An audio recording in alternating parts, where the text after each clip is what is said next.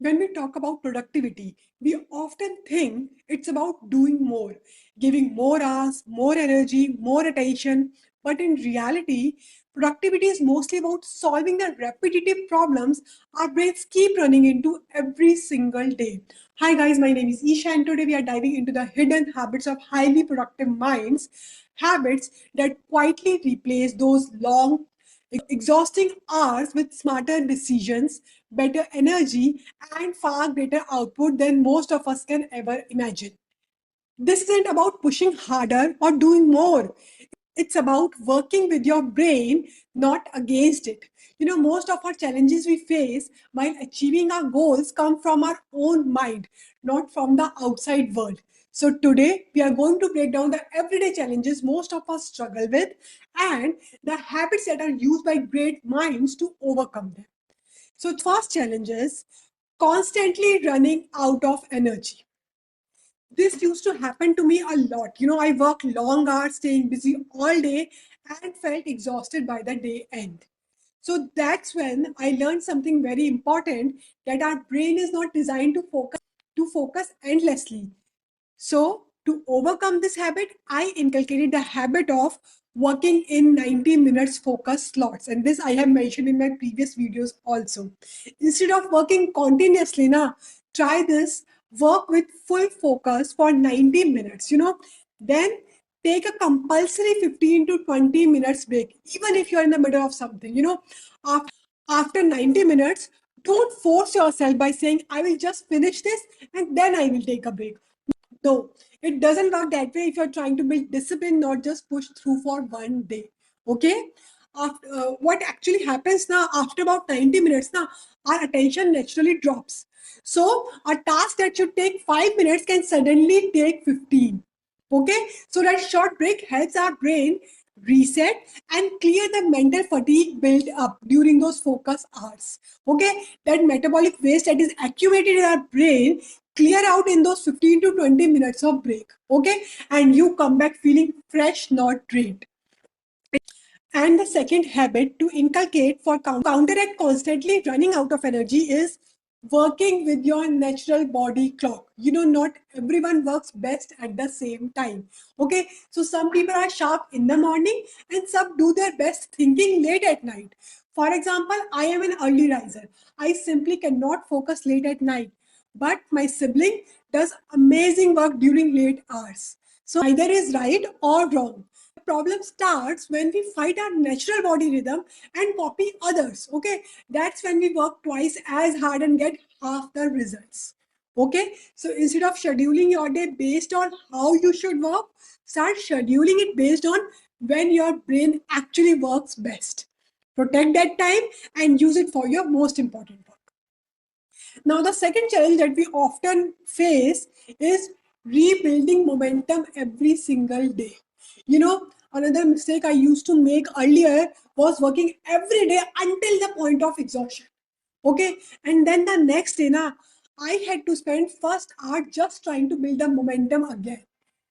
So to eliminate this, I learned something called Hemingway method, which says stop mid-flow on purpose for the day. Okay, so instead of finishing everything now, stop while you still have energy, even mid-task. Okay, leave clear notes about what comes next in your work, so that when you return next day, you don't start with zero. Okay, you start with the momentum already built from the previous day. Earlier I was very against this technique, but when I started applying it in my routine, it worked beautifully to overcome that initial resistance I talked about earlier as well. Okay, now the third challenge we often face is decision fatigue and wasted willpower. We exhaust our mental energy on so many small unnecessary decisions. So, to counteract this, decide your top three priorities and top three not to do's the night before. Okay, don't take this habit lightly, guys.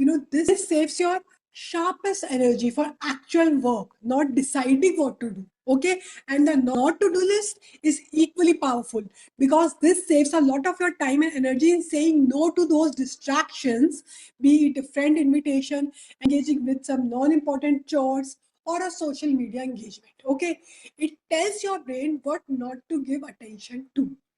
Okay, another habit you can inculcate to prevent your decision fatigue and wasted willpower is automate recurring decisions. Decisions that are made every day for the same things. Okay, so follow the same structure daily so your mind does not waste energy on those micro decisions. Okay, decide once a week maybe what I'm gonna wear today, what I'm gonna cook, what will be my schedule for the day. All these repetitive micro decision takes a lot of decision making energy. Okay, you must have observed great men wearing same type of clothes every day or eating same type of meal every day. Okay, now the next challenge we often encounter is mental noise from the unfinished task. You know, our mind remembers unfinished things more than completed ones, and this is called Zeigarnik effect. Okay, so how to counteract this? Make a habit of once touch, get it done. If something comes up while you are focused, now write it down. Finish your current task, then handle the next item. You know, this trains your mind to stay present instead of jumping everywhere. And before leaving, after uh, completion of one task, now always decide the next action. Okay, what is the very next step when I return? This will remove the friction of what's next. Okay, now the next challenge we all face is avoiding important and hard tasks. Okay, so for this you can inculcate the habit of starting for just 5 minutes. Okay, so when a task feels heavy, negotiate with your mind. Here, do not allow your mind to think more than 5 minutes, as in it should not appear fake. Okay, your mind should not be able to think beyond 5 minutes. Just 5 minutes. Most of the time, momentum kicks in and you continue within this 5 minutes. And someday, if momentum does not kick in, change the task for a while and start with an easy one. Okay. The next challenge that we all some or other day faces is loose ends in your mind at the day end. Okay. For this, you can create a habit of creating a completion ritual. Okay. Mark the task done, cross it off, or delete it from your to-do list. Okay. This signals your brain to release the task completely. Okay, discuss this brain dump habit also by the day end, that you can brain dump everything as the day end. Okay, as in write down all your worries, your ideas, your pending thoughts, because this closes those open loops in your mind and help your mind rest in the night. Now the next challenge that we all focus is low focus and scattered energy. For this you can inculcate the habit of batching tasks by energy level. So tasks which are requires a high energy should be batched or grouped together. Okay, where it could be deep thinking, your creativity work, whatever.